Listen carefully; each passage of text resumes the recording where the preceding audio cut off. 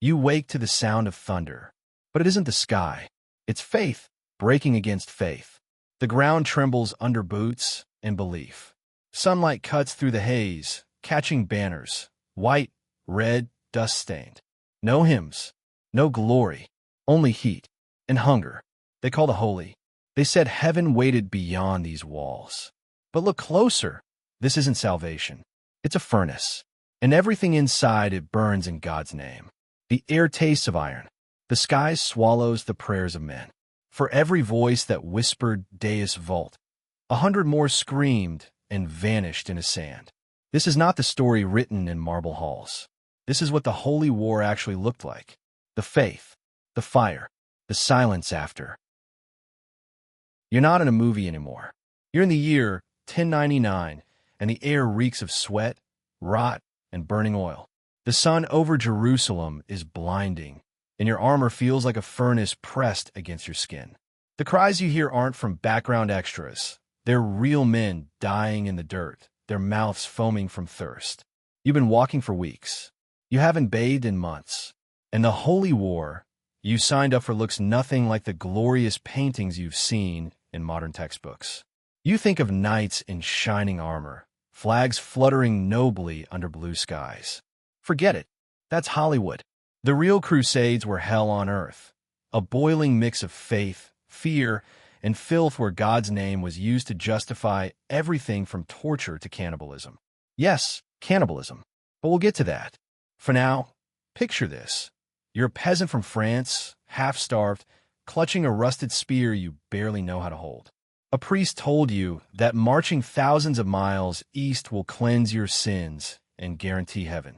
Sounds like a good deal. But the moment you step into Byzantine territory, you realize salvation smells a lot like death. The first myth we'll destroy is that the Crusades were neat, organized campaigns of chivalry. They weren't. They were chaotic pilgrimages drenched in blood, led by men who barely spoke the same language. The First Crusade alone wasn't an army. It was a mob of tens of thousands of zealots, thieves, farmers, and desperate nobles who believed God was on their side. You've seen movies where knights march in perfect ranks, armor gleaming. In reality, most crusaders couldn't afford proper armor. Many wore padded linen or leather hardened with animal fat. Some tied pots and pans to their torsos for protection. That's right, kitchenware for armor. If an arrow didn't pierce you, infection would. And those grand banners you imagine fluttering over the battlefield, they were soaked in sweat and blood, tattered by sandstorms before they ever reached Jerusalem. The romantic image of the Templar Knight, pure, noble, disciplined, comes centuries later. In 1096, these men were just trying to survive the journey, starving in foreign lands, trading relics for scraps of bread, eating horses, dogs, and sometimes even each other. Let's talk about the march itself, because you probably think it was a straight road to glory. Try this. Imagine walking from Paris to Jerusalem, over 3,000 kilometers, with no GPS, no proper maps, and no idea if the next village will feed or kill you. The so-called People's Crusade, led by a man named Peter the Hermit, wasn't composed of trained soldiers. It was a wandering apocalypse of the poor. Tens of thousands of peasants, men, women, and children, marched into Eastern Europe, convinced divine light would guide them. Instead, they were ambushed, enslaved, or slaughtered. Only a handful ever reached the Holy Land. But let's strip another illusion while we're here. The idea that the Crusades were purely a Christian versus Muslim conflict. That's far too clean. The reality? Crusaders massacred Jews in the Rhineland before they even left Europe. They pillaged fellow Christians in Byzantine cities. They fought each other almost as much as they fought the Saracens. The Holy War was less about faith and more about power, greed, and survival. Now, close your eyes and picture this scene. The Crusaders finally arrive at the walls of Jerusalem in July 1099. You're there, standing in the heat. You haven't had clean water in days. Your lips are cracked, your legs tremble. You can smell the stench of death drifting from the trenches outside the city. But the priests say it's all part of God's plan. When a city finally falls, what happens next isn't the triumphant hymn of victory you imagine. It's a nightmare. Chroniclers recorded that blood flowed ankle-deep through the streets. Muslims, Jews, even Christians who didn't fit the Crusaders' version of pure faith were butchered. Men were beheaded, women assaulted, children burned alive inside temples. One eyewitness claimed the knights rode in blood up to their bridles. You think war today is cruel? Try the Middle Ages, where mercy was a foreign word. And it wasn't just brutality, it was belief that made it worse. Crusaders believed every act of violence purified them. They thought God was watching and approving every scream, every burning house, every desecrated corpse. You might wonder, how could anyone justify such horror? The answer lies in a single word: absolution. The church had promised that if you fought in the crusade, every sin, murder, theft, even the most vile, would be erased. Heaven guaranteed. It's easy to see how men who'd spent their lives in poverty or crime jumped at the chance to kill in God's name. But this wasn't just madness, it was organized madness. Behind every pious speech, there were nobles carving up the Middle East like a pie. Territories were divided, titles invented, gold seized. Even the most devout crusaders soon learned that the Holy Land was less about faith and more about loot. You've probably heard of the Templars, the elite warrior monks who emerged from these bloody beginnings. But before their white cloaks and red crosses became symbols of discipline, they were just one of many mercenary orders born out of chaos. The Templars, the Hospitallers, the Teutonic Knights, all rose from this storm of faith and savagery. They became professional killers for God, and the church adored them for it. Still think the Crusades were noble? The truth is, they weren't holy. They were human, and that's what made them so terrifying. Faith gave them purpose, fear gave them strength, and desperation made them monsters. So next time you see a movie knight shining under the desert sun, remember, beneath that armor was a man starving, hallucinating, and swinging his sword not for God, but for the faint hope of meaning in a world that had lost its soul. And this was only the beginning. You think you know what medieval war looked like: steel clashing, banners fluttering, men shouting heroic cries. Forget it. You have no idea what the Holy War actually looked like up close. Imagine the sound first, not the rhythmic clash of swords from the movies, but the chaotic grind of metal against bone. The choking wheeze of a dying man, the wet rip of a spear being pulled from a torso, the flies buzzing over open wounds. The battlefield smelled of iron, sweat, and rot, and in the heat of the Levant, that stench didn't fade. It lingered like a curse. The Crusader army was not a glorious machine. It was a nightmare held together by desperation. You wake up in your tent, if you're lucky enough to have one. The canvas is stiff with dried blood, your chainmail bites into your shoulders, and every joint aches from dehydration. Around you, men are coughing up sand, their tongues cracked like leather. Water is rationed, and those who drink too much risk execution. The horses, the pride of every knight, are dying faster than the men. You watch them collapse under the desert sun, tongues lolling, ribs showing. Some soldiers cut strips of horse meat right off the carcass and eat it raw. Others boil leather straps from broken saddles to chew on. This isn't a campaign. It's a slow-motion collapse, dressed up as divine destiny. The Templars, those so-called holy warriors, were feared not just by their enemies, but by their own allies. They lived by an oath of silence and obedience, but in battle, they were pure fury. One chronicler described them as wolves unleashed upon the flock. They charged in tight formation, black and white mantles billowing, smashing into Muslim lines like a hammer of faith. But faith didn't stop arrows. And when a knight fell, there was no cinematic slow-motion moment. You could hear it, the sickening crunch of bones beneath hooves, the muffled gurgle as a crusader drowned in his own blood. The survivors looted his corpse before it even cooled.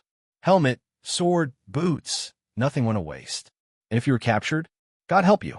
Forget the idea of chivalry between warriors. Captured crusaders were worth ransoms, if they were nobles.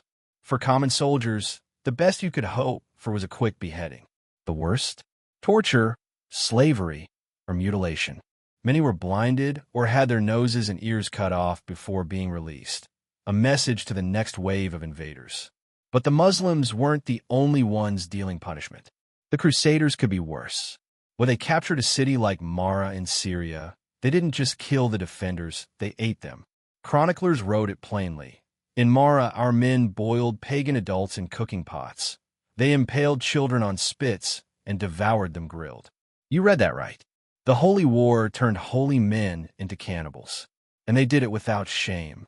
In their minds, it wasn't evil, it was divine necessity. God had abandoned the weak, so they feasted on the bodies of the fallen. Priests even blessed the Crusaders before the next assault. You can feel the contradiction clawing at you. How can men speak of Christ's love while butchering thousands? The answer lies in the era's terrifying logic. In a medieval mind, violence was purification. Blood was a form of baptism. Every Muslim slain, every heretic burned, was seen as an offering to heaven. The psychological toll was immense. After months of slaughter, soldiers began to lose their minds. Some claimed to see visions of angels guiding their swords. Others wandered naked through the desert, convinced they had become God's instruments. A few even believed they could no longer die, until reality corrected them with an arrow through the chest. And yet, there was something even more disturbing than the killing, the boredom. Between battles, the Crusaders sat in filth, waiting for supplies, waiting for reinforcements, waiting for orders that never came. Disease ran rampant. Dysentery, typhoid, plague, the real enemies of every medieval army. You could hear the coughs in the night, followed by silence, followed by the slow dragging of corpses out of camp. Medical care was medieval torture disguised as healing. Barbers acted as surgeons, sawing off limbs with rusty knives and no anesthesia. Wounds were cauterized with red-hot irons, and if the infection didn't kill you, the shock probably would. And yet, these same men believed they were soldiers of God, the chosen instruments of divine justice. They carried relics in a battle, splinters of the true cross, vials of holy water, bones of saints, convinced these trinkets could turn aside arrows or heal wounds. When a knight survived a fight, he credited God. When he died, his comrades looted his relics. Faith, in this world, was as transactional as coin. But here's where the holy war turns from chaos into horror. It wasn't just fought with swords. It was fought with symbols. The Crusader cross, once a mark of devotion, became a psychological weapon. When towns saw those crimson banners on the horizon, they didn't think of salvation. They thought of fire. They knew what was coming. Siege engines, catapults hurling rotting corpses, plague spreading through the air, and men chanting prayers as they unleashed hell. Inside the city walls, panic spread like wildfire.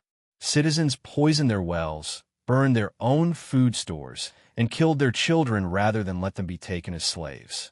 The Crusaders didn't care. When a gate finally broke, what followed was indiscriminate massacre. The streets of Antioch, Jerusalem, and Acre ran red. But the real cost wasn't counted in bodies. It was counted in souls. By the Second Crusade, entire generations had grown up knowing nothing but holy war. Children played with toy swords carved from bone. Priests preached sermons of blood and vengeance. In Europe, the image of the Saracen, the Muslim, became less human and more demonic. The church didn't just create soldiers.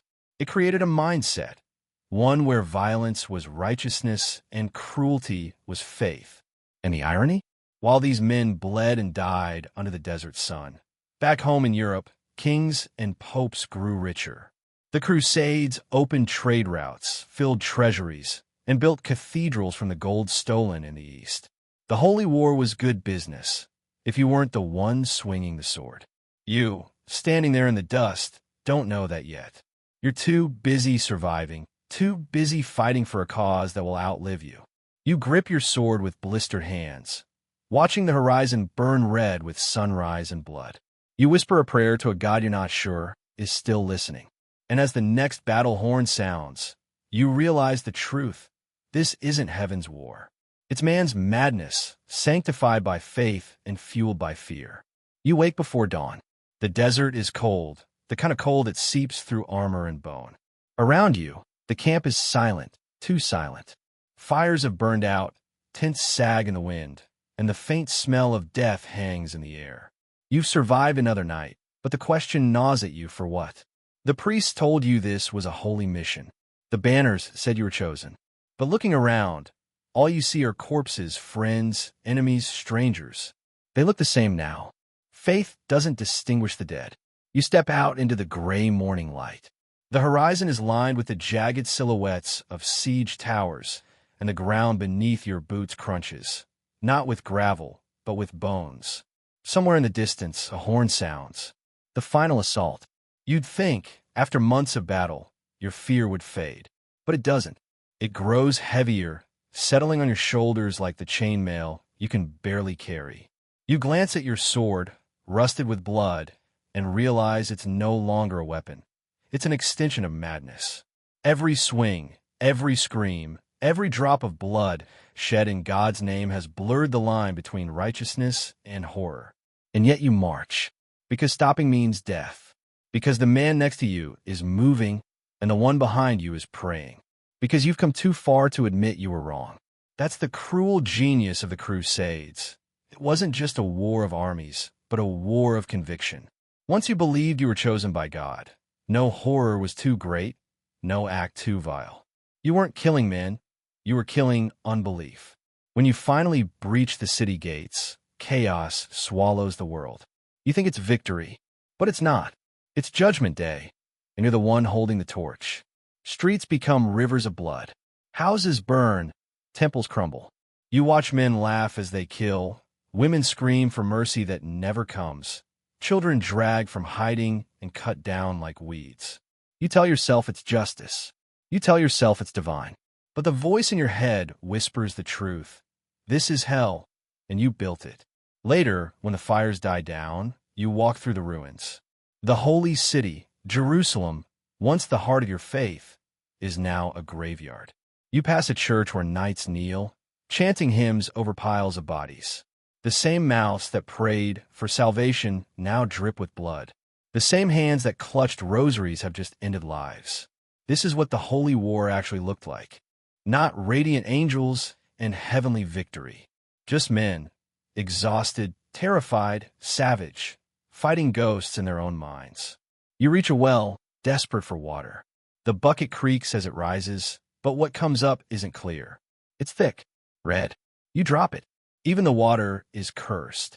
And when night falls again, you lie on the cold ground, staring at the stars. Somewhere out there, priests back in Europe are celebrating your triumph. They'll write songs about courage and faith. They'll paint tapestries of shining knights reclaiming the Holy Land. None of them will mention the smell of burned flesh. None will write about the crying. None will say what you now know, that this wasn't God's war. It was humanity at its most primitive, dressed in the language of heaven. You close your eyes, but sleep doesn't come. Because how can you sleep when you've seen the face of faith twisted into madness? When every prayer feels like a lie whispered to justify slaughter? Centuries later, historians will debate the Crusades, politics, trade routes, papal power. But they'll never truly capture what it felt like.